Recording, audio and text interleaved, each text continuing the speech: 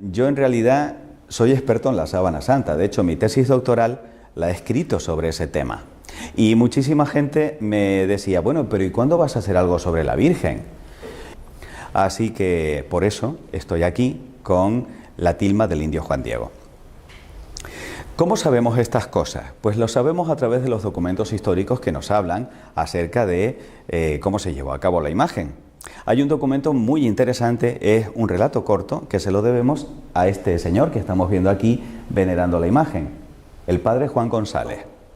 Él era el secretario y el intérprete del primer obispo de México, Fray Juan de Zumárraga, que no sabía hablar náhuatl, que es el idioma que utilizaban los indígenas en el momento de la aparición. Sin embargo, hay un texto muchísimo más importante que además se ha convertido en uno de los elementos clave de la literatura mexicana, el Nicán Mopohuá. Ese texto se lo debemos a Antonio Valeriano, que era un indígena increíblemente culto.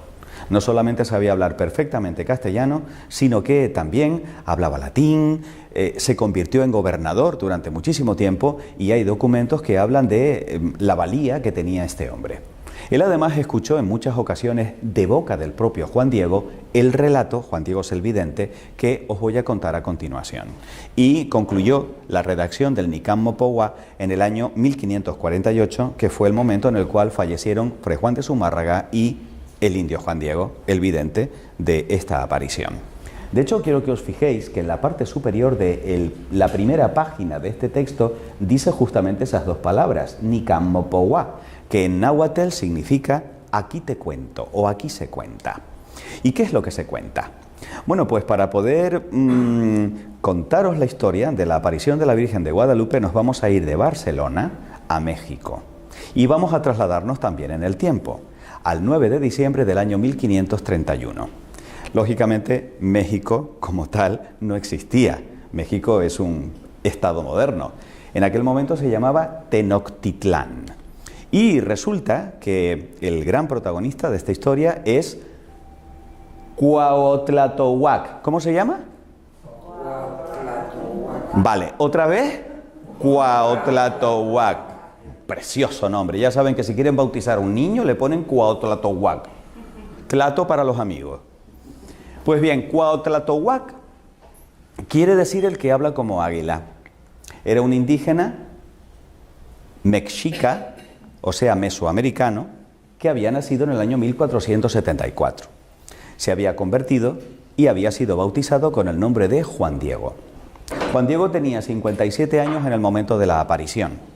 Esto es un dato muy significativo porque a medida en que vaya avanzando la conferencia vamos a ir comprendiendo cómo es la mentalidad y sobre todo la cosmogonía y la religión de los aztecas, porque si no, no se va a entender qué mensaje trajo la Virgen a través de esta aparición. Por lo tanto, quedémonos con esto.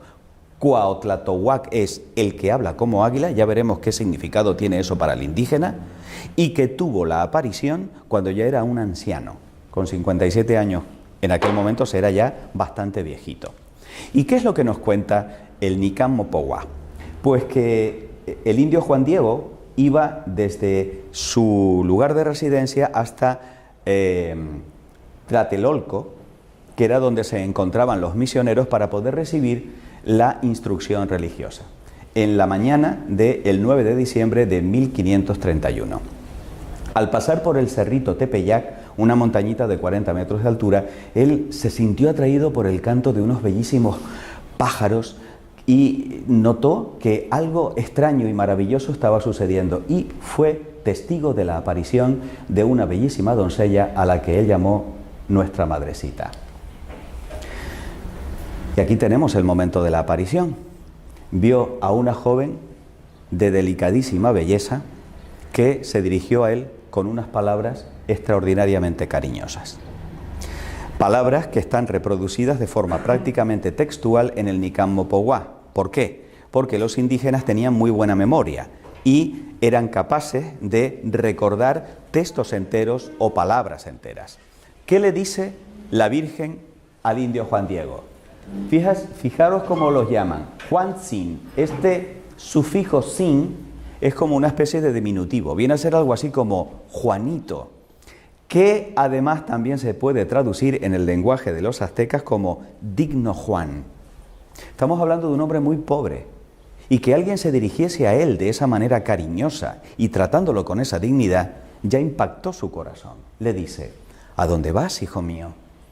Ten por cierto, el más pequeño de mis hijos, que yo soy la perfectísima siempre Virgen Santa María. No le dice el nombre Guadalupe, le dice esto: la perfecta siempre Virgen Santa María. Y ahora quedaros con cómo identifica a su hijo, porque este dato nos va a servir para más tarde. Madre del verdaderísimo Dios, por quien se vive, el creador de las personas, el dueño del cielo y de la tierra. Ya sabéis que siempre en las apariciones la Virgen se aparece para algo, y esta no es una excepción. También hay un mensaje y hay una petición, y le dice: mucho deseo que aquí me levanten mi casita sagrada, en donde lo mostraré. ¿Lo mostraré a quién? A ese, al verdaderísimo Dios del que ella es madre. Lo daré a las gentes con todo mi amor personal, en mi mirada compasiva, en mi auxilio, en mi salvación. Porque yo en verdad soy vuestra madre compasiva, tuya y de todos los hombres que en esta tierra estáis. Porque allí escucharé su llanto, su tristeza, para remediar y para curar todas sus diferentes penas, sus miserias y dolores. Anda al palacio del obispo y le dirás cómo yo te envío, y ten por seguro que te lo pagaré. El indio Juan Diego se expresa en el Nican Mopogua de una forma verdaderamente encantadora. Yo os invito a que cuando no tengáis nada mejor que hacer, entréis en internet y descarguéis el Nican Mopogua, es fácilmente descargable en PDF, y leáis las palabras textuales con las que se dirige el indio Juan Diego a la Virgen, porque la trata, en eso es muy canario, de mi niña. Mi niña, ¿qué quieres, mi niña? ¿En qué puedo servirte, niña mía? Y a partir de ese momento él se refiere a la Virgen como mi niña del cielo. Es bellísima la historia. Bueno, por supuesto, Fray Juan de Zumárraga, el obispo, no lo cree. De tal manera que era un franciscano que prácticamente acababa de llegar a México. Era un hombre bondadoso y era también muy culto, pero se tenía que valer de el padre Juan González para poder hacer la traducción al náhuatl, ya que él todavía no hablaba esa lengua. Pues bien, sucede que el hecho de que llegara un indígena recién convertido diciendo que se le había aparecido la Virgen y que encima estaba pidiendo que se le construyera un templo en el llano, pues aquello estaba totalmente fuera de lugar para este hombre, y le dice: vale, Juan Diego, vente mañana que ya esto lo veremos en otro momento. Juan Diego, obediente, se va del palacio del obispo y vuelve otra vez al Tepeyac, en donde por segunda vez se encuentra con la niña celestial y le dice: ay, mi niña, manda a alguien más culto que yo no sé nada, yo soy un ignorante, yo soy un hombre de la tierra. A lo cual la Virgen le responde: escucha al más pequeño de mis hijos, ten por cierto que no son escasos mis servidores, mis mensajeros, pero es muy necesario que tú personalmente vayas, y mucho te ruego, hijo mío el menor, y con rigor te mando, que otra vez vayas mañana a ver al obispo, y de mi parte hazle saber mi voluntad. El indio Juan Diego se despide de ella y por supuesto queda que en efecto va a volver al día siguiente para poder insistir en el mensaje que tiene para Fray Juan de Zumárraga.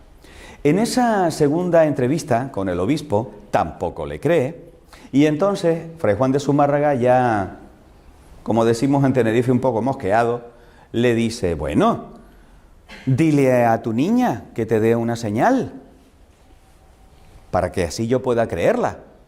Juan Diego no ve nada raro en esa petición, todo lo contrario, se pone muy contento porque dice: ay, qué bien, porque seguramente mi niña me va a dar la señal que me está pidiendo el obispo. Sin embargo, Fray Juan de Zumárraga ordena a dos sirvientes que sigan a Juan Diego, a ver qué hace, a dónde va, y si de verdad es cierta la historia. Juan Diego era un hombre que se conocía perfectamente a aquellos andurriales, y aunque él no sabemos si sabía que le estaban siguiendo, iba de una forma muy rápida y a pesar de ser un viejito, cogió camino y como que despistó a los sirvientes. Los sirvientes se cogieron un rebote y se lo tomaron muy mal. Y entonces volvieron otra vez a Fray Juan de Zumárraga y le empezaron a decir, mira, olvídate porque este es un cuentista. Esto lo que te está contando son mentiras, no le hagas caso, vete a saber qué es lo que quiere, etcétera, etcétera. Y empezaron a malmeter de Juan Diego con el obispo Fray Juan de Zumárraga. Pues bien, una tercera aparición en la cual le dice, mi niña del cielo, el obispo me pide una señal. Dame algo para que yo le pueda demostrar que en efecto estás aquí ante mí. Y entonces le dice la Virgen, bien está, hijo mío. A mí esto siempre me ha llamado la atención, ¿eh? La Virgen se somete a la voluntad del obispo. Ojo con esto. A mí me parece de una enorme trascendencia. La Virgen es fiel al proyecto de su hijo y no debemos olvidar de que la Iglesia es jerárquica. Y por tanto, si ella se somete a lo que es el mandato del obispo, ¿por qué no lo vamos también a hacer nosotros? Aunque el obispo no nos caiga bien o no comprendamos aquellas cosas que nos está pidiendo en un determinado momento. Pues dice, volverás aquí mañana para que le lleves al obispo la señal que te ha pedido. Con esto te creerá, y acerca de esto ya no dudará, ni de ti sospechará. Y sábete, hijo mío, que yo te pagaré tu cuidado y el trabajo y cansancio que por mí has emprendido. Palabras llenas de dulzura que llevan al éxtasis al indio Juan Diego. Sin embargo, ya sabéis que cuando el Señor nos manda una misión, el diablo siempre se pone a alborotar, lo cual es una gran señal, porque quiere decir que las cosas están conforme al Evangelio y que eso que el Señor nos ha mandado le va a hacer daño. ¿Y de qué manera intenta desbaratar los planes de la Virgen? Veréis, Juan Diego vivía con Juan Bernardino, que era incluso más viejito que él, era su tío. Le había recogido en su casa y Juan Diego cuidaba de él. Ellos se dedicaban al pastoreo, a la recolección, eran agricultores. Le tenía un gran cariño, en realidad lo trataba como si fuera como un padre. Pues bien, en la mañana del 12 de diciembre, el pobre Juan Bernardino se levanta muy malito, pero tan malito que le dice, hijo mío, yo creo que de hoy no paso y no me gustaría morir sin estar confesado. Anda, hijo, ve a buscar un cura. Él también estaba bautizado, ¿eh? Y era un hombre enormemente creyente. Entonces el pobre Juan Diego se encuentra con una dicotomía, una decisión que tomar. ¿Voy a donde está la niña del cielo o voy a cumplir con esta última voluntad de mi pobre tío antes de que se muera? ¿Sabéis lo que decide? Coger por otro camino. Dice, bueno, voy a conseguir al cura y luego ya vendré, que seguramente la niña me esperará. Sorpresa. La Virgen se hace la encontradiza y se le aparece en medio del camino y le dice, pero ¿a dónde vas, Juanito? ¿A dónde vas por aquí? Respuesta de Juan Diego, le dice, ¿cómo amaneciste hoy, niña mía?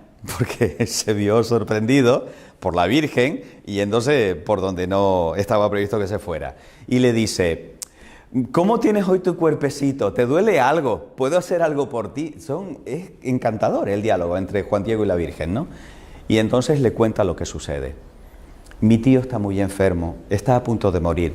Deja que vaya a tu casita sagrada del Tlatelolco para que traiga a uno de tus sacerdotes, confiese a mi tío, pueda morir en paz y luego haré lo que tú me pidas.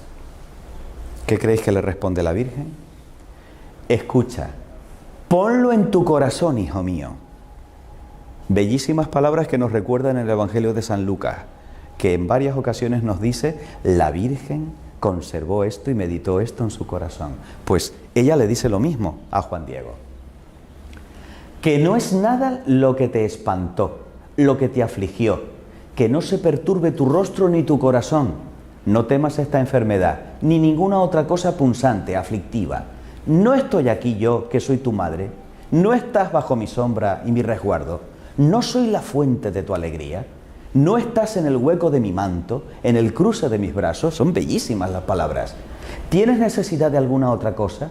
Que ninguna cosa te aflija, te perturbe, que no te apriete con pena la enfermedad de tu tío, porque de ella no morirá por ahora. Ten por cierto que ya está bueno. Imagínense la alegría de Juan Diego, saber que ya no tenía que ir a Tlatelolco ni que preocuparse por su Juan Bernardino, porque estaba seguro de que la Virgen iba a curarle. Y entonces la Virgen, no contenta con eso, le dice: anda, sube a lo alto del cerro en el que nos encontramos y tráeme de allí las flores que encuentres. Maravilla. Cuando Juan Diego sube a lo alto del Tepeyac, se encuentra con que de manera milagrosa la Virgen ha hecho florecer en pleno invierno mexicano rosas de Castilla. Flores completamente desconocidas en aquel lugar. ¿Y qué es lo que hace? Lleno de alegría, porque dice: bueno, con esto me creerá el obispo. Las recoge en el ayate o tilma, que es como una especie de ponchito que llevaba por encima. Las recoge, coge todas las que puede. Además, está embriagado con el olor y se da cuenta de que las flores desprenden una iridiscencia totalmente antinatural, pero que le llena de alegría y de gozo solamente viendo aquello. Y entonces se las lleva a la Virgen. ¿Sabes lo que hace la Virgen? Con todo su amor las toca y las coloca ella misma con sus manos y las acomoda dentro del ayate del indio Juan Diego. Y le dice: mi hijo menor, estas diversas flores son la prueba, la señal que llevarás al obispo. De mi parte le dirás que ve en ellas mi deseo y que por ello realice mi querer, mi voluntad. Y tú que eres mi mensajero, en ti absolutamente se deposita mi confianza. Y mucho te mando con rigor que nada más a solas, en la presencia del obispo, extiendas tu ayate y le enseñes lo que llevas. Y le contarás todo puntualmente. Le dirás que te mandé que subieras a la cumbre del cerrito a cortar flores, y cada cosa que viste y admiraste, para que puedas convencer al gobernante sacerdote, palabras textuales, para que luego ponga lo que está de su parte para que se levante mi templo que te he pedido. El indio Juan Diego sale corriendo. Le faltan tiempo para llegar al palacio del obispo. ¿Y qué es lo que se encuentra? Se encuentra con los sirvientes que le maltratan y que tratan de robarle el contenido que él llevaba atesorado en su corazón. Yo estoy seguro de que él hubiera dado la vida para evitar que alguien le hubiera quitado aquello, porque el mandato de la niña era que se lo tenía que mostrar al obispo. Por fin, después de mucho suplicar, llega un momento en el que él se sienta en la puerta y dice: no me moveré de aquí hasta que no vea al obispo. Le dejan pasar. Ellos también intuyen que hay algo especial en esa carga que trae Juan Diego. ¿Y qué es lo que sucede? Pues que el obispo le dice: bueno, si has traído esa señal de tu niña del cielo, muéstramela. El indio Juan Diego, siguiendo el mandato de la Virgen, le cuenta todo y en ese momento deja caer las rosas a los pies del obispo. De tal manera que no solamente aparecen las rosas, sino que aparece también grabada de manera milagrosa la imagen de la Virgen Santísima en el ayate del indio Juan Diego. Por supuesto, al obispo Fray Juan de Zumárraga no le queda la más absoluta duda de que, en efecto, el relato del indio es auténtico y se convierte en el primero de los que veneran la imagen de la Virgen de Guadalupe en su oratorio privado. Era imposible, cuando se hizo pública aquella noticia, acoger a tanta gente que iba a llegar hasta allí. Y ese es el motivo por el cual en una procesión fue trasladada a la iglesia, para que de esa manera todo el mundo pudiese también venerar la imagen de la Virgen. Estamos en la mañana del 12 de diciembre de 1531. Lo que acabamos de ver, por supuesto, es una recreación con unos actores, pero este es un cuadro que representa a Fray Juan de Zumárraga en el momento en el cual se aparece la Virgen de Guadalupe. Quiero que os quedéis, por favor, con esta cara de Fray Juan de Zumárraga, porque, repito, es otro dato que también nos va a servir más tarde cuando os muestre una cosa a medida en que os vaya explicando todo lo que se sabe sobre la tilma del indio Juan Diego, porque lo maravilloso es que la tilma la tenemos en la actualidad y se ha estudiado científicamente. Y por eso estoy yo aquí, para contaros las maravillas que hay con respecto a esta reliquia maravillosa.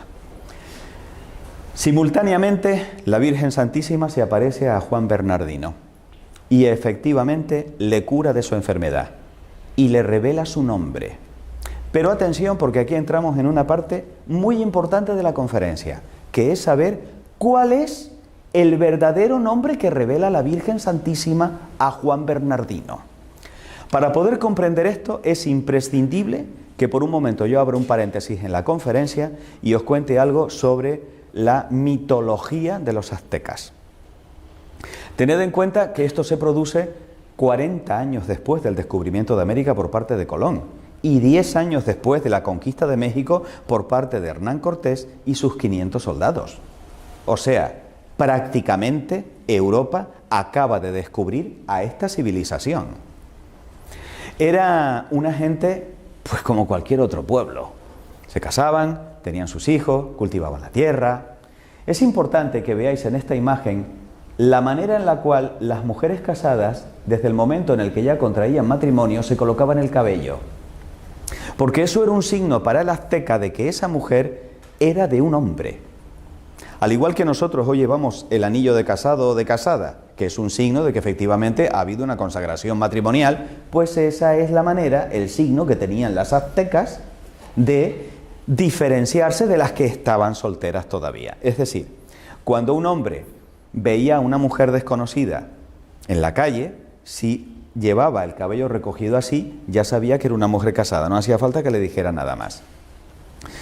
Los aztecas dominaban a las 300 tribus que en aquel momento estaban en esa zona, de tal manera que asombró a los castellanos la extraordinaria arquitectura, las infraestructuras que ellos habían construido. En ese punto eran increíblemente avanzados y también lo eran en la observación del cosmos. Eran unos astrónomos extraordinarios, porque en ello les iba la supervivencia. Es decir, ellos adoraban a los astros del cielo, pero porque pensaban que eran quienes les daban la vida y tenían que estar pendientes de los solsticios, de las estaciones, de los eclipses, etcétera, etcétera, porque veían signos también en las estrellas, en los cuerpos celestes. En eso eran extraordinarios. Sin embargo, hay un punto realmente terrible en la cultura de los aztecas en este momento, y era su religión, porque desafortunadamente era una religión sangrienta. Aquí tenéis al espantoso Huitzilopochtli. Huitzilopochtli era el dios de la guerra, que como podéis comprobar era caníbal. Es más, ellos estaban convencidos de que para que volviera a salir el sol al día siguiente había que alimentar a Huitzilopochtli para que se comiera las entrañas de las víctimas en vez de comerse al sol. Es decir, para ellos era un ritual sagrado el llevar a cabo los sacrificios humanos horribles que sobrecogieron a Hernán Cortés y a los soldados cuando descubrieron todo esto. Es más, en un determinado templo había un ídolo en honor a Huitzilopochtli con la boca abierta y cuentan los cronistas que se escuchaba una voz demoníaca a través de aquel ídolo que pedía víctimas y que tenía una sed de sangre insaciable. De tal manera que en la crónica de Hernán Cortés y sus 500 soldados en 1519 se dice que el propio Hernán Cortés con un martillo destruyó aquel ídolo horrorizado con lo que estaba viendo. Pero tengan en cuenta que cuando ellos iban a la guerra no mataban, cosechaban, capturaban a las pobres víctimas y luego esas eran las que servían de sacrificio para Huitzilopochtli y compañía. De tal forma que la ofrenda de sangre garantizaba la pervivencia del mundo. Era tal el sangrerío que se vivía allí que vivían aterrados, porque en cualquier momento el cuchillo de pedernal podía caer sobre ellos o sobre sus hijos. Fijaros que Andrés de Tapia y Gonzalo de Umbría contaron 136.000 cadaveras humanas en uno solo de aquellos templos. Y se calcula que eran 100.000 víctimas cada año ofrecidas a Huitzilopochtli. Pero si os aterra Huitzilopochtli, agarraos ahora con la madre de Huitzilopochtli. Porque es esta abominación que tenéis aquí, Coatlicue. 2 serpientes que le salían de la cabeza, otras tantas de las manos, las garras que le salían de los pies. Coatlicue es la que tiene la falda de la serpiente, absolutamente satánica. Es más, sacrificaban a las madres embarazadas, les sacaban los fetitos, desecaban las cabezas cortadas de los fetitos y con los cráneos adornaban a la Coatlicue, le ponían los collarcitos a la Coatlicue. ¿Sabéis dónde tenía el templo Coatlicue? En el monte Tepeyac, justamente donde escoge la Virgen aparecerse. ¿Y sabéis cuál es el nombre que le revela la Virgen Santísima a Juan Bernardino? Ella es la Virgen Tecuatlazupe, la que aplasta a la serpiente. Yo no sé a ti, a mí esto me parece de una belleza indescriptible y de una sutileza de la Virgen alucinante. ¿Qué es lo que pasa? Que cuando le comunica el nombre Tecuatlazupe a los castellanos, ellos que todavía no entendían bien el náhuatl, ¿qué es lo que entienden? Tecuatlazupe de Guadalupe, la nuestra, la castellana, la que tenemos en Cáceres, pero ya me dirás tú qué tiene que ver la Virgen de Guadalupe con la que se conserva en Cáceres. Absolutamente nada. Es decir, la Virgen de Guadalupe es una errónea comprensión del nombre extraordinariamente significativo que revela la Virgen, porque es la que aplasta a la Coatlicue, a la serpiente sanguinaria madre de Huitzilopochtli. Pues bien, ¿cómo continúa la historia? Aquí llega el momento en que os tengo que hablar de Ometeotl. ¿De quién? Ometeotl, vale. Pues resulta que Ometeotl, dentro de el panteón de dioses aztecas, era un dios raro, porque a diferencia de Huitzilopochtli, que era el dios de la guerra, y el dios sanguinario, y el dios caníbal, este era el inventor de sí mismo, y era el dios de la vida, y era el dios de la alegría, y era el dios de la naturaleza, el que hacía brotar las plantas, y era el dios que mantenía la unidad entre todos. Era un dios extraño, y además era un dios que no tenía forma antropomórfica, sino que se representaba con esta especie de espiral, y en medio había una flor llamada Nahuioyin, que a partir de ese momento comienza a ser el símbolo de ese dios de la vida y de ese dios universal y cósmico que mantiene a todos unidos. Ometeotl. ¿Sabéis cómo conocían a Ometeotl? A ver si os suena algo. El creador de las personas, el dueño del cielo y de la tierra, el verdaderísimo Dios por quien se vive. ¡Ay, qué casualidad! Resulta que la Virgen se identifica a sí misma como la madre de este. Fijaros cómo es un mensaje para los aztecas. Es un mensaje para los indígenas, que ellos comprendieron perfectamente. Pero no queda ahí todo. Vamos a estudiar con calma los símbolos que podemos encontrar en la Virgen de Guadalupe. Señoras, señores, esta es la tilma del indio Juan Diego, tal y como se conserva en la actualidad en la Basílica de México Capital. Como pueden comprobar, es de una indescriptible belleza. Estamos hablando de un trocito de la tilma, porque en realidad eran 3 trozos y solamente la imagen ocupa 2. Esto que tenemos aquí es la costura que va pasando de un lado a otro. Además, hay una cosa que siempre me encanta, porque no podemos olvidar que la Virgen Santísima es una señora. Es decir, si no hubiese inclinado la cabeza, la costura le hubiera pasado por la cara. Y eso a una señora como que no.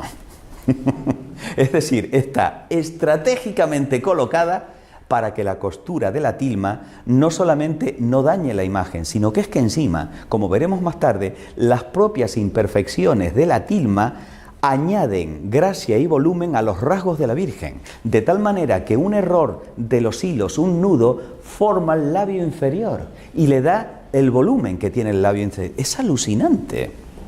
¿Qué es lo que encontramos en la tilma del indio Juan Diego? Bien, la tilma nos muestra una imagen de la Virgen que mide 1,43. O sea, no llega al 1,5 metros. Pero tiene proporción áurea. No sé si habéis oído de esto. Los artistas, los pintores, los escultores están buscando la perfección de la belleza. Y resulta que han descubierto que hay como una proporción en todo lo que nos resulta bello a los seres humanos, que es justamente esa, la proporción áurea, perseguida ya desde el tiempo de los griegos en todas sus esculturas y pinturas. Pues muy bien, esta tiene esa proporción y ha sido estudiada desde ese punto de vista. Pero no solo eso, es que se ve en el revés de la tela. Eso quiere decir que de alguna manera los pigmentos están impregnando y atravesando la tela entera. Pero cuidado, porque el lienzo, es decir, la tilma, no estaba preparada. No tenía ningún tipo de apresto, ni ningún material, ninguna textura para poder evitar que esas imperfecciones dañaran lo que se iba a reflejar allí. A ningún pintor se le hubiera ocurrido trabajar con un trozo de tela que no estuviera previamente preparado. Pero es que además esto no es pintura, porque no hay huella de pincel. Es como si de alguna manera la imagen estuviera fotocopiada, serigrafiada encima de la tela, lo cual no tiene explicación, porque esto no se puede hacer por mano humana, porque si no, no tendría estas características. Y aquí se parece un poco la imagen de la Virgen de Guadalupe con lo que nos encontramos en la Sábana Santa. Son imágenes imposibles, imágenes que no se pueden reproducir con la tecnología contemporánea, pero son imágenes que requieren una explicación por parte de la ciencia, porque están ahí. No se pueden negar, no es una entelequia filosófica, es algo que se puede palpar, medir y pesar y llevar a un laboratorio. Los hilos resaltan los detalles y en realidad estamos hablando de un pictograma. Los aztecas no escribían con letras, sino que utilizaban imágenes, algo así como los egipcios y los jeroglíficos, pictogramas, es decir, dibujos que representan cosas.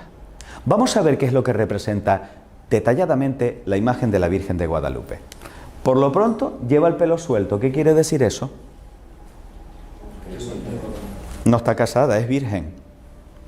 Esta muchacha es virgen. Indiscutiblemente, cuando el indígena ve el pelo, dice, esta no está casada.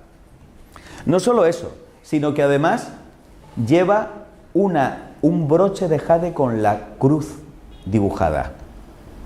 Daros cuenta de que el jade era una piedra semipreciosa que ellos pulían para hacer los espejos y la consideraban divina. ¿Por qué? Porque les mostraba la imagen, a ellos mismos, su imagen, la veían reflejada en el jade.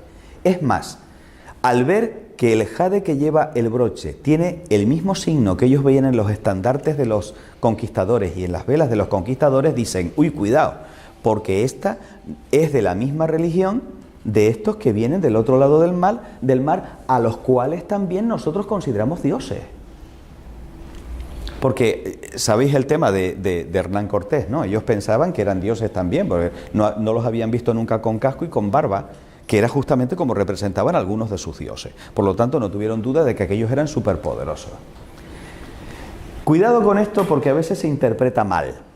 A nosotros, occidentales, el ver a alguien así nos da la idea de estar rezando. No. Para un azteca, el colocar la mano así significa, te traigo un regalo, tengo un obsequio para ti. Este es el signo de regalo para los aztecas. Con lo cual, ellos comprenden, esta nos trae un regalo. Vamos a ver qué regalo nos trae. El ceñidor, indiscutiblemente, significa que esta muchacha, que es virgen, está embarazada. Y ya les va sonando eso que le contaban los misioneros, de que la madre de Jesús, a pesar de ser virgen, tuvo a Jesús. Se cuentan 46 estrellas en todo su manto. Esto es tan impresionante que merecerá la última parte de la conferencia. Dentro de un rato os hablaré de las estrellas. Pero tened en cuenta que, además, los rayos del sol salen detrás.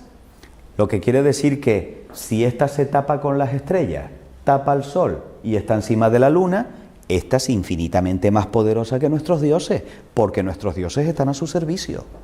El cosmos entero le sirven a ella de lugar en donde colocarse, de manto y de embellecedor con los rayos del sol.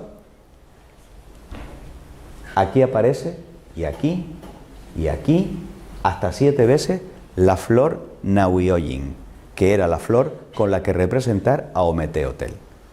Por lo tanto, si en la túnica aparece representada la flor Nahuioyin, quiere decir que el regalo que nos trae esta es a Ometeotl. Indiscutible. Daros cuenta de que todos estos detalles se le escapaban a los castellanos, pero ellos, con un solo vistazo, captaban perfectamente el mensaje que traía la Virgen. No solo eso, daros cuenta de que ella tiene la rodillita levantada y ese es el motivo por el cual se ve la zapatilla. Pero el que tenga la rodilla levantada, ¿qué quiere decir? Pues que está danzando. ¿Cómo adoran los indígenas? Bailando. ¿Y esta qué está haciendo? Está danzando. Que solamente bailaban ni siquiera en la fiesta, sino en el momento de la adoración. Por lo tanto, esta está adorando al Ometeotl que nos trae de regalo. Es decir, el Ometeotl es más poderoso que ella, porque ella lo está adorando. El color de la túnica es un color verde azulado, pero curiosamente era el color de la capa de Moctezuma, el emperador. Por lo tanto, el emperador era el único que tenía la autorización, la autoridad para poder vestir ese color. Era el color de los emperadores. Por lo tanto, si ésta se viste de ese color es porque es una emperatriz.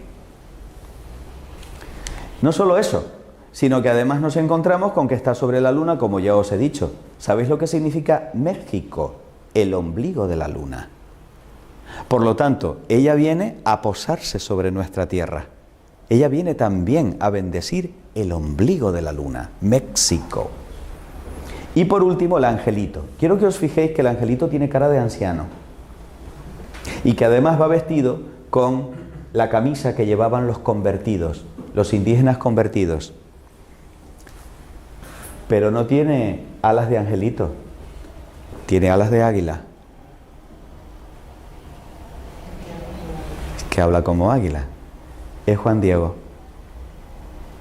Es decir, nos está trayendo a la Virgen. Y fijaros que con una mano coge el cielo, representado en la túnica, en el manto, y con otro coge la tierra, que es la túnica.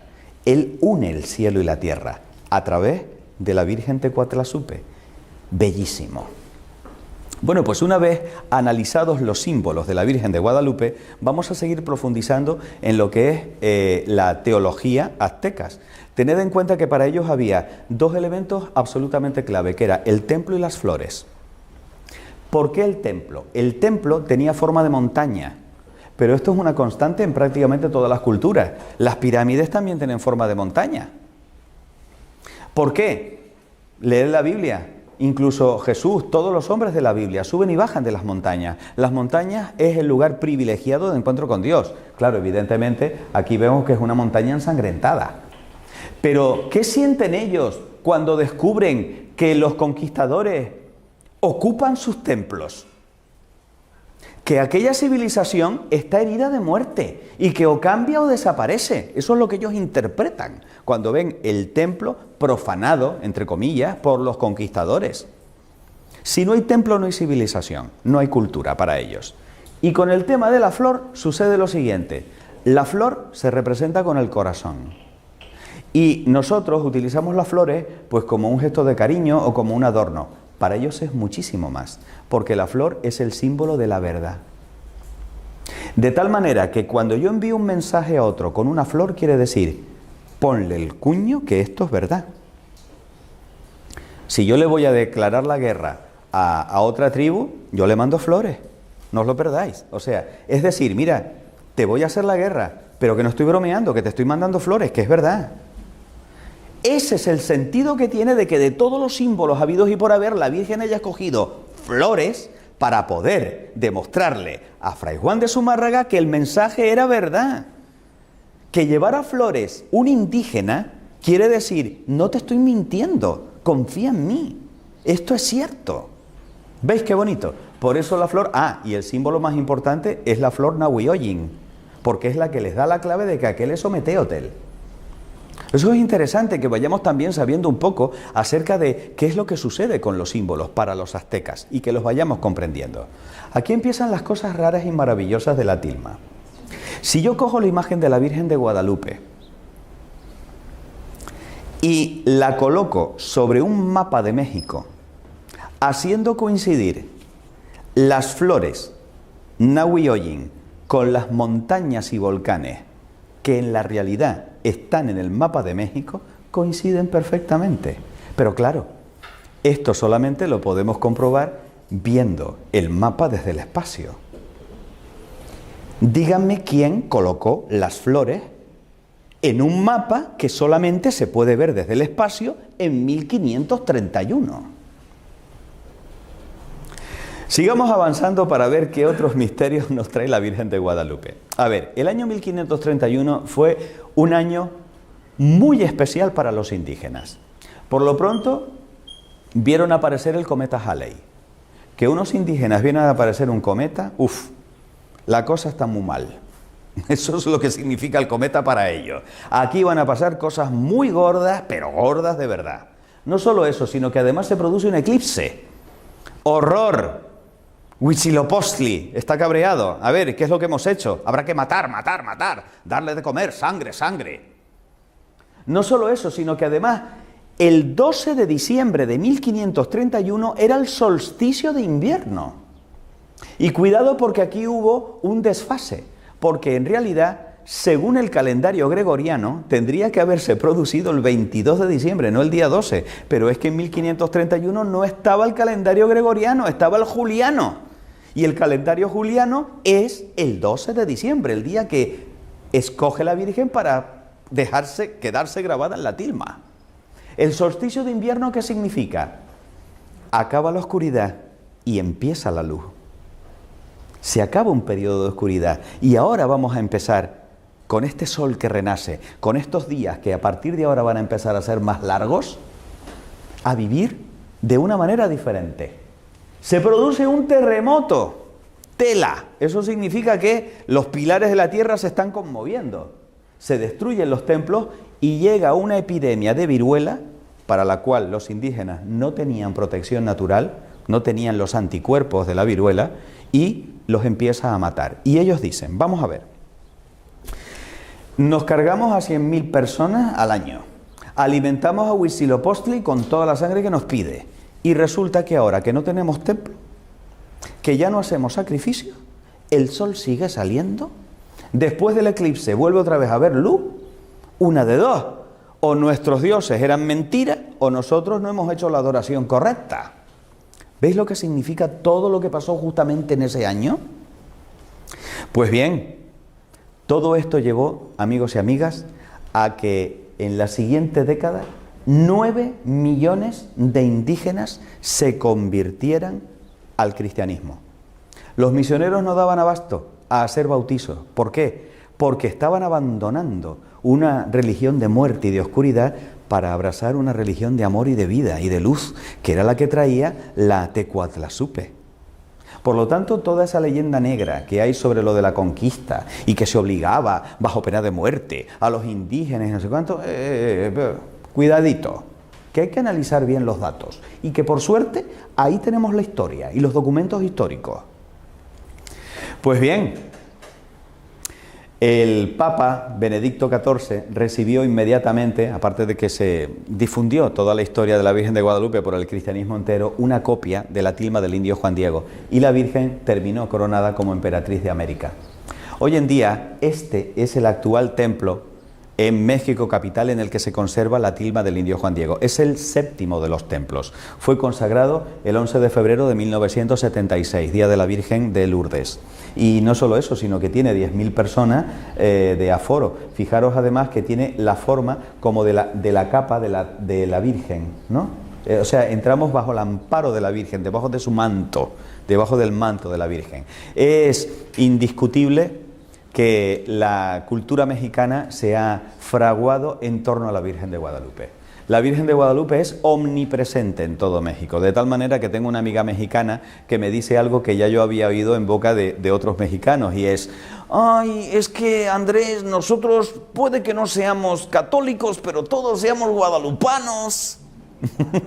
Es decir, la Virgen de Guadalupe es el amor de los mexicanos. Y eso sí, a lo mejor le dan cachetadas a la iglesia, pero a la Virgen de Guadalupe no se la toque. La Virgen de Guadalupe es una cosa especial.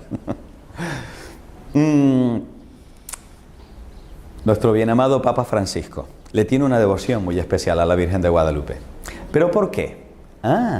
Porque resulta que hay un dato del Papa Francisco que desafortunadamente, desde mi punto de vista, ha sido silenciado de manera sistemática por los medios de comunicación, y es que el Papa Francisco, ahí donde lo ves, es un científico, está licenciado en ciencias químicas.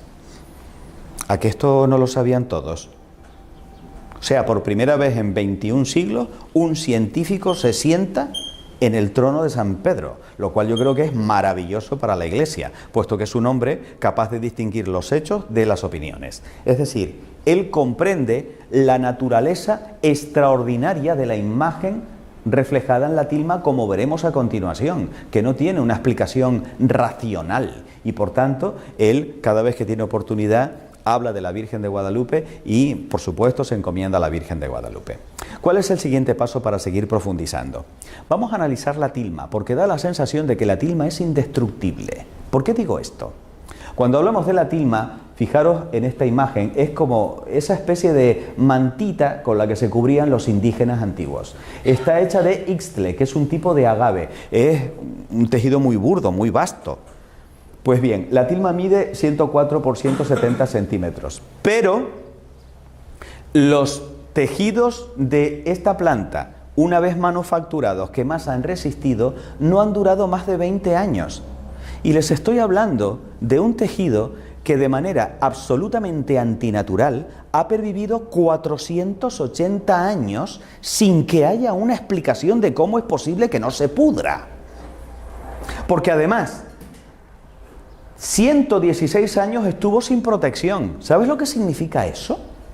Tú pon una tela y pon nada más que un año debajo de la tela, 10 velas todos los días. A ver qué le pasa a la tela.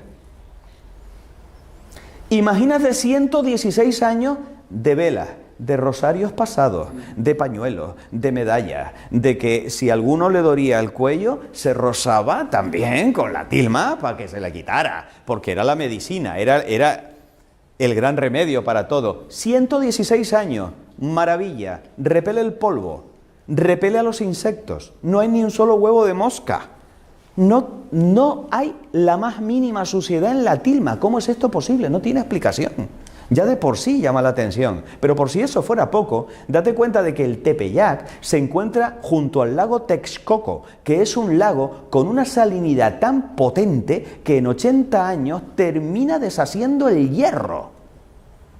¿Cómo es posible que no le haya afectado a la tilma? ¿Y qué pasa si a la tilma le echamos un bote de ácido? Pero es que eso sucedió en el año 1795, dejaron caer encima, quiero pensar que de manera accidental, y ahí tenemos el documento del accidente que lo confirma, un bote de ácido nítrico. Esta es la mancha. Hubiera sido suficiente como para destrozar todo el lienzo. Si alguna vez tienes un botito de ácido nítrico, no metas el dedo, por si acaso. ¿Y qué es lo que pasa con la mancha del ácido nítrico? Que a medida que va pasando el tiempo se va desapareciendo la mancha, no el tejido.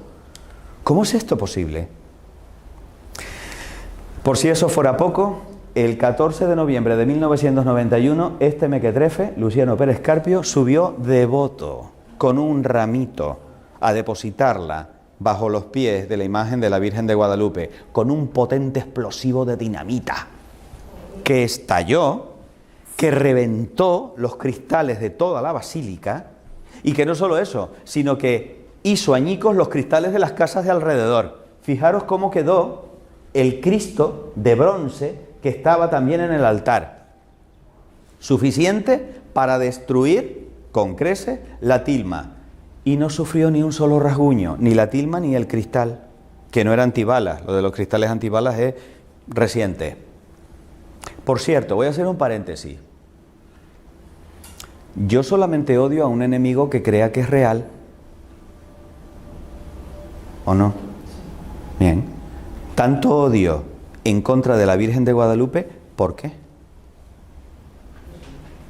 Interesante reflexionar esto, ¿no? O sea, se arriesga a que lo pillen, a que lo masacren, a que lo metan en la cárcel, yo qué sé, con tal de poner un explosivo a los pies de una imagen en la que supuestamente no cree. Bueno, vamos a seguir profundizando. Esta es la tilma tal y como se encuentra en la actualidad, en el interior de la basílica. Como veis, es un lugar muy bonito para visitar. Pero vamos ahora a empezar a profundizar en la imagen, porque como te dije hace un ratito, se trata de una imagen que es imposible. Por lo pronto, le sacaron unas hebritas de color, con color, y se la mandaron a un químico para que las analizara. Pero no cualquier químico. No, vamos a buscar al mejor. A un premio Nobel de Química. No nos conformamos con menos. El doctor Richard Kuhn, premio Nobel en 1938. Deducción del premio Nobel de Química. Los pigmentos de la imagen no son ni de origen animal, ni de origen vegetal, ni de origen mineral, ni de origen sintético. O sea, no se conocen pigmentos como estos en la naturaleza de este planeta.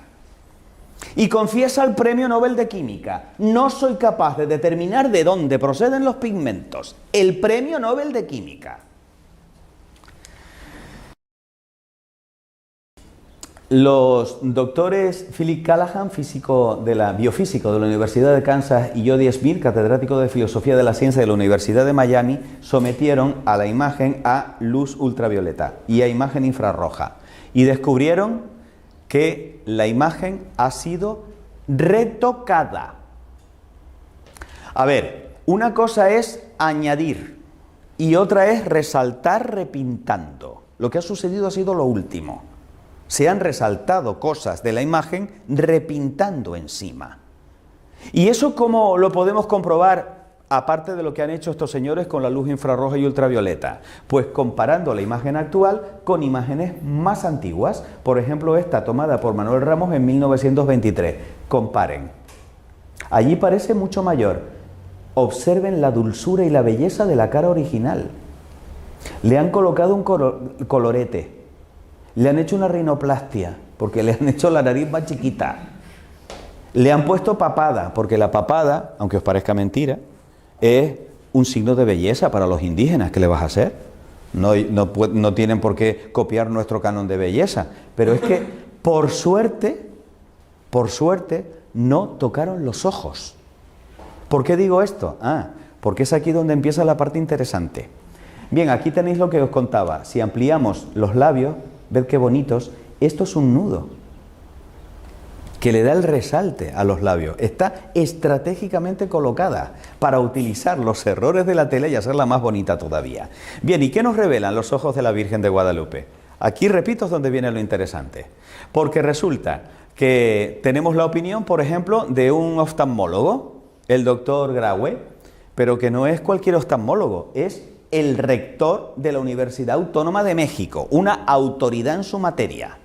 Y que resulta que analiza los ojos de la Virgen de Guadalupe con un oftalmoscopio moderno y descubre que los ojos de la Virgen de Guadalupe reflejan la luz exactamente igual a como lo haría un ojo humano vivo, lo cual es imposible en una pintura hecha con mano humana. No tiene sentido que esto suceda. Y dice el médico: examiné los ojos con un oftalmoscopio de alta potencia y pude apreciar en ellos profundidad de ojo como al estar viendo una córnea humana viva. Y cuenta la siguiente anécdota, que estaba tan fascinado con lo que estaba viendo, y teniendo en cuenta que la Virgen está mirando un poquito hacia abajo, que sin darse cuenta de que estaba hablando con una imagen que está en un lienzo, le dijo: mire un poquito para arriba. Y luego se quedó diciendo: ¿qué estoy haciendo? No es el único que lo ha examinado. Desde 1950 ha habido una veintena de oftalmólogos que han confirmado sus observaciones. ¿Qué es lo que sucede en los ojos de la Virgen de Guadalupe? Aquí me he de detener un ratito y voy a emplear la foto de este muchacho. Se le toma la foto, pero es que en el ojo, en los ojos del chico, están reflejadas las personas que él estaba mirando, porque los ojos son como si fueran espejos.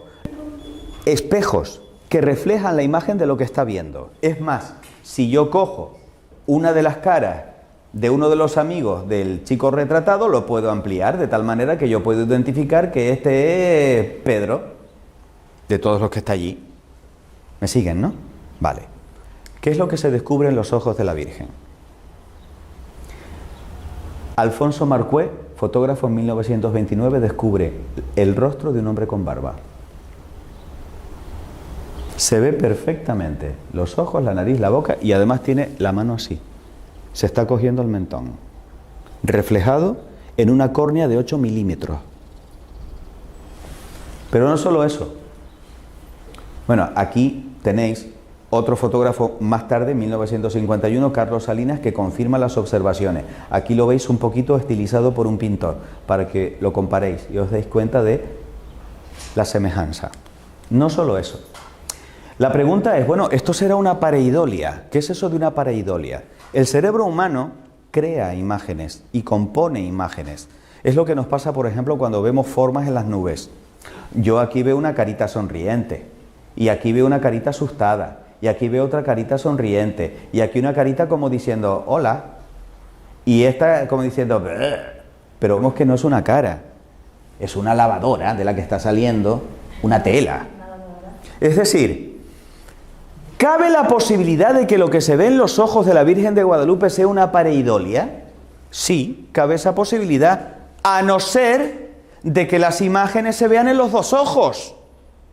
Y a no ser de que aparezcan reflejadas en los dos ojos siguiendo la proporción de la distancia. Porque en este momento os esté reflejando en mis ojos. Pero si yo me pongo así, como está la Virgen de Guadalupe, en este ojo se verán un poquito más grandes vuestras imágenes que en este. Porque este está un poco más lejos de vosotros. ¿Me estoy explicando? Eso se llama la ley de Sanson-Purkinje. Y está perfectamente estudiado en oftalmoscopía. Pues sorprendeos, porque el doctor Rafael Torija, oftalmólogo, deduce que las imágenes aparecen reflejadas en ambos ojos y que respetan perfectamente las proporciones ópticas de Sanson-Purkinje. No es una pareidolia, son imágenes reales. Pero aquí es donde definitivamente tiran la toalla los incrédulos.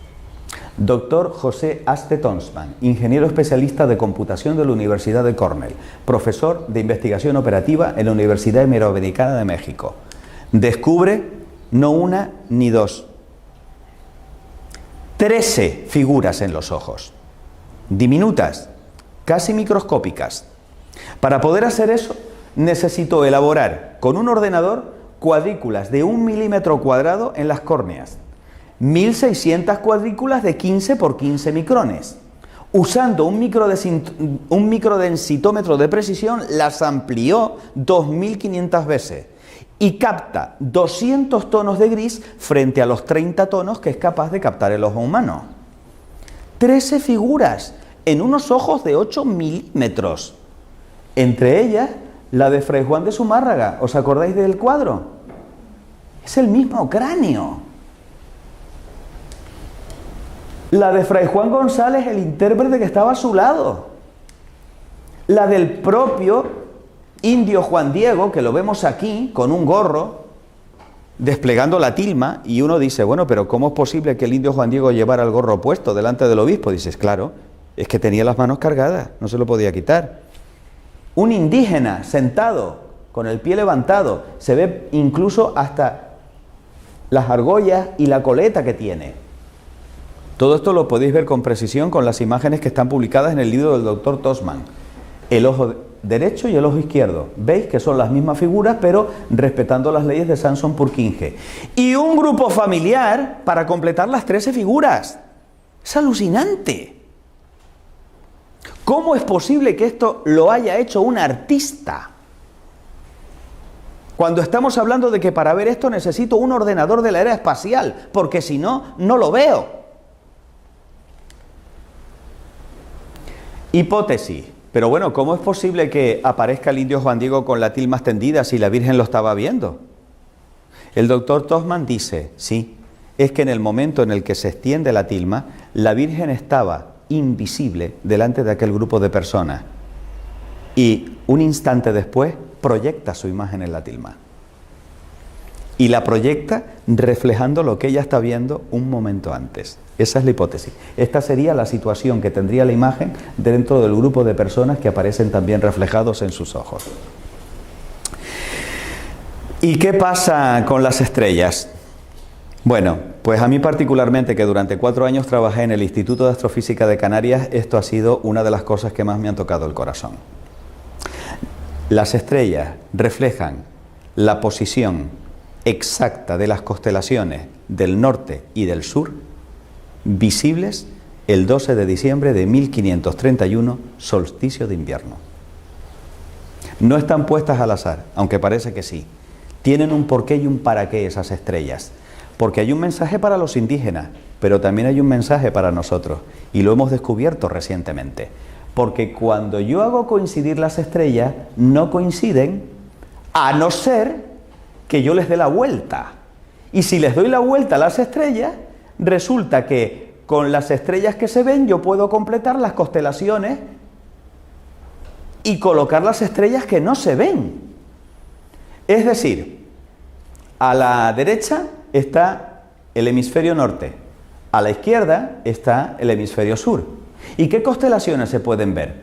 Pues como podéis ver aquí, esto es un estudio de los doctores Cantó y García de León, astrofísicos. Se pueden observar constelaciones como por ejemplo Ofiuco, en la zona de la capucha, Libra, ya bajando por el brazo, Escorpión, del cual solamente vemos unas cuantas estrellas, Lupus o lobo, que aparece en esta zona del costado, Sagitario, también aparece aquí, la Cruz del Sur se ve perfectamente en la parte inferior, Sirio, perdida en uno de los pliegues, el boyero en el otro lado, en su hombro derecho, la Osa Mayor aparece también representada, muy fácilmente identificable, la cabellera de Berenice, los lebreles. O sea, como veis, estamos hablando de algo que realmente sobrecoge. Pero estamos hablando además, cuidado, de una imagen, vamos a dar a la anterior, una imagen especial porque es una imagen especular anamórfica de las constelaciones vistas desde el espacio. Desde la Tierra no se ven así. Una imagen especular porque refleja, como si fuera un espejo, y anamórfica, y se ve perfectamente en esta imagen, veis que aquí hay una cara de un hombre barbudo, ¿no? Reflejada en este vaso que es como si fuera un espejo, pero esto es lo que está reflejando. O sea, es como si aquí estuviera la Virgen encima del espacio y reflejara en su manto las constelaciones que están alrededor. Eso es lo que quiere decir esto. Está situada en el espacio, en el momento en el que se cubre con estas constelaciones, que tienen significado para nosotros. Porque qué casualidad que la corona boreal no le viene a caer en el pecho o en las piernas, le cae en la frente. Es una reina. El boyero es el guardián, probablemente representa a San José, el que cuida de la Virgen y del niño. Virgo viene a caer justamente sobre el vientre, es madre, pero es virgen también. Cristo es el león de Judá, por eso aparece también la constelación de Leo. El auriga es el buen pastor dentro de las constelaciones. Asclepio, hijo de Apolo, que es lo que representa a Ofiuco, era capaz de devolver la vida a los muertos. El centauro, que es mitad hombre, mitad caballo, un ser con dos naturalezas, igual que Cristo. Dios y hombre. La Cruz del Sur, el Calvario, naturalmente. Hay una estrella en la constelación de Leo, que es Régulo, que representa al pequeño rey. Esta nos trae a un rey pequeñito. Y, maravilla, Sirio, en un pliegue como protegida, que en la lengua original se conoce con el nombre de Nasirene. Blanco y en botella. Nazareno. Este es el misterio de las estrellas de la Virgen de Guadalupe y lo último que se sabe de la Virgen de Guadalupe, pero también tiene una significación bíblica. Apocalipsis 12. Apareció en el cielo una señal grande, una mujer vestida de sol, con la luna debajo de sus pies y sobre su cabeza una corona de 2 estrellas. Está reflejando a la mujer del Apocalipsis. Estamos terminando. ¿Cuáles son las conclusiones que podemos sacar a la luz de lo que os he explicado? Primero, el ayate ha pervivido 480 años. Eso es inexplicable. De la misma forma que también lo es que la imagen no se haya deteriorado en absoluto o que haya resistido al contacto del ácido nítrico en 1795 o que haya permanecido intacto tras la detonación explosiva del año 21. O los símbolos presentes en la tilma y que sean un códice dirigido a los indígenas mesoamericanos del siglo XVI, en lo que San Juan Pablo II llamó una perfecta inculturación. ¿Qué es eso de la inculturación? Es hablar a los pueblos según aquellas cosas que le motivan y que les llaman la atención. Porque evangelizar no es europeizar, es hablar con los signos significativos para las personas que reciben el mensaje. Lo que ha hecho ella, ha hablado con signos propios de aquella cultura. Y vaya si lo comprendieron. También es totalmente inexplicable científicamente que no se conozcan ni los pigmentos ni el procedimiento mediante el cual fue impresionada la imagen a un lienzo en el que no hay pinceladas, o que los ojos respondan a las características de una córnea humana viva. Y por supuesto no hay explicación a que existan 13 figuras humanas en los reflejos de las córneas solo visibles con tecnología contemporánea y que excluye cualquier posibilidad de casualidad o de fraude, o que las estrellas del manto muestren con precisión matemática las constelaciones visibles el 12 de diciembre de 1531. Estas son las conclusiones a las que me lleva la ciencia. La Virgen es auxilio de los cristianos. La invocamos así en uno de los bellísimos piropos que le lanzamos con las letanías lauretanas. Cuando se trasladó la imagen desde el oratorio de Fray Juan de Zumárraga en una procesión el 26 de diciembre de 1531, los indios, como ya sabes, iban danzando y desafortunadamente uno de ellos se clavó por accidente una flecha en la garganta y murió. Y entonces dijeron, vamos a llevársela a la Tecuatlazupe, que al fin y al cabo es la madre de Ometeotl, el dios de la vida. El indio volvió a la vida. De tal manera que aquí está el cuadro que representa ese momento. Cuando se extendió la noticia, llegaron en masa los indios de todo México para venerar a aquella que le había devuelto la vida a nuestro hermano. Voy a contaros una historia que a mí particularmente me parece muy bella. Ya estamos terminando. El 7 de octubre del año 1571 se llevó a cabo una batalla decisiva para Europa. Los turcos querían invadir Europa, ya habían cogido Chipre, que en aquel momento pertenecía a los reinos de Italia. Y en Lepanto se iba a librar la batalla para evitar que Europa cayera en manos de los musulmanes en aquel momento.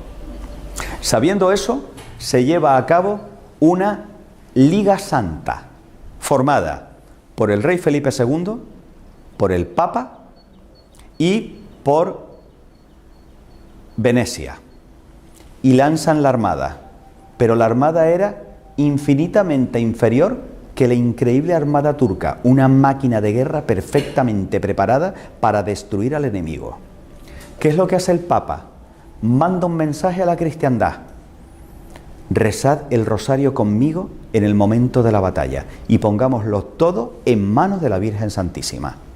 Andrea Doria, el almirante que iba al frente de una de las naves castellanas, de una de las naves de la Liga Santa, colocó en el estandarte la imagen de la Virgen de Guadalupe y de manera totalmente incomprensible empiezan los cristianos a ganar la batalla, a pesar de tener el viento en contra.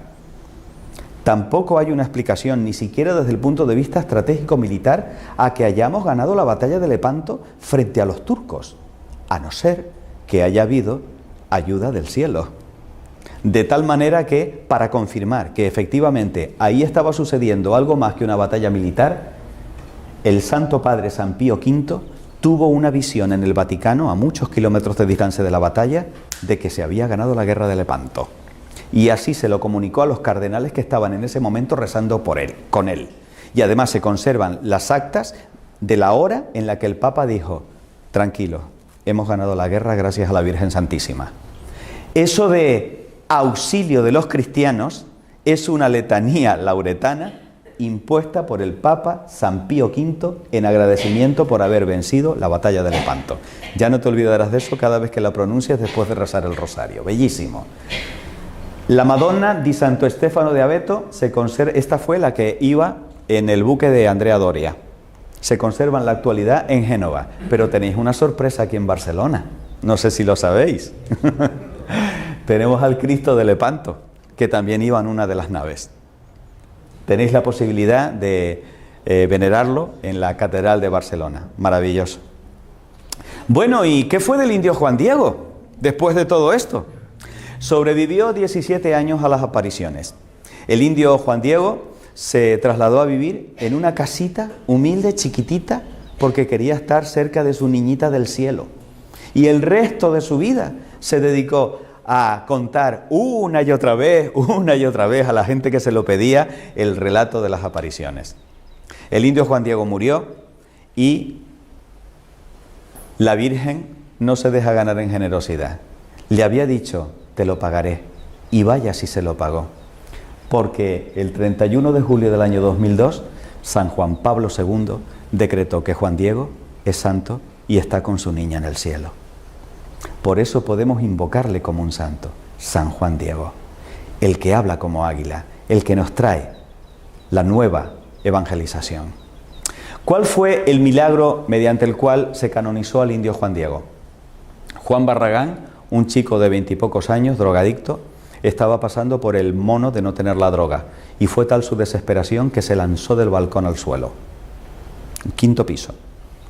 Bajo los ojos de su madre, desesperada, que no pudo evitar que su hijo se tirara por el balcón. Lo que sí hizo la madre fue invocar a Juan Diego. Cuando escuchó el golpe del cráneo en el asfalto, bajó corriendo las escaleras y se encontró con que efectivamente su hijo estaba perdiendo masa cerebral, tenía los sesos desparramados. Lo único que hicieron los de las ambulancias fue confirmar la muerte del muchacho y cubrirlo con una sábana. Y de repente, cuando lo iban a meter dentro de la ambulancia, el chico se levanta, hace así, se cierra al mismo el cráneo y dice: ¿qué me ha pasado, madre? Se lo llevan al hospital y el médico encargado de hacer todo el informe, que después fue por supuesto consultado por la comisión para la canonización del indio Juan Diego, certificó que aquel chico era imposible que sobreviviera. De hecho, le colocaron un respirador, no podía respirar por sí mismo. Reunió a la comisión ética del hospital y dijo: mira, vamos a desconectarlo porque está clínicamente muerto. Cuando volvieron a la habitación se encontraron que el chico estaba sentado y estaba pidiendo de comer. No me lo estoy inventando yo, están las actas, se puede leer. Por lo tanto, ahí tenéis el milagro de San Juan Diego. Como por suerte tenemos aquí a otro Cristo consagrado, que es mi bien amado padre Josep María Manresa, a quien le agradezco de todo corazón, al igual que a las chicas de Keeping Church, Carmen y Teresa, que ha tenido que marcharse, el que me hayan permitido venir desde mi isla tropical para traeros un trozo de pasión volcánica. Yo voy a dejar que sea él, por favor, el que ponga la cerecita encima de la tarta de esta conferencia. ¿Qué más decir, no? De esta conferencia tan bonita, tan hermosa, y sobre todo de la Virgen. A mí siempre me impresionan aquellas palabras, ¿no? De la Virgen: no estoy yo aquí, que soy tu madre, y esto es lo que nos tenemos que llevar en nuestro corazón, ¿no? La Virgen, nuestra madre del cielo, nos da a su Hijo y nos cuida siempre. A ella tenemos que acudir en toda ocasión, en todo momento, y ella nos protege, nos acompaña y nos bendice, y nos trae su regalo, su ofrenda, que es su Hijo. Por eso nos ponemos de pie. Le damos gracias. Primero le damos gracias también a don Andrés por esta magnífica exposición. Es un honor. Dios te salve María, llena eres de gracia, el Señor es contigo. Bendita tú eres entre todas las mujeres, y bendito es el fruto de tu vientre, Jesús. Santa María, Madre de Dios, ruega por nosotros pecadores, ahora y en la hora de nuestra muerte. Amén. Nuestra Señora de Guadalupe, Ruega por nosotros. Muchas gracias.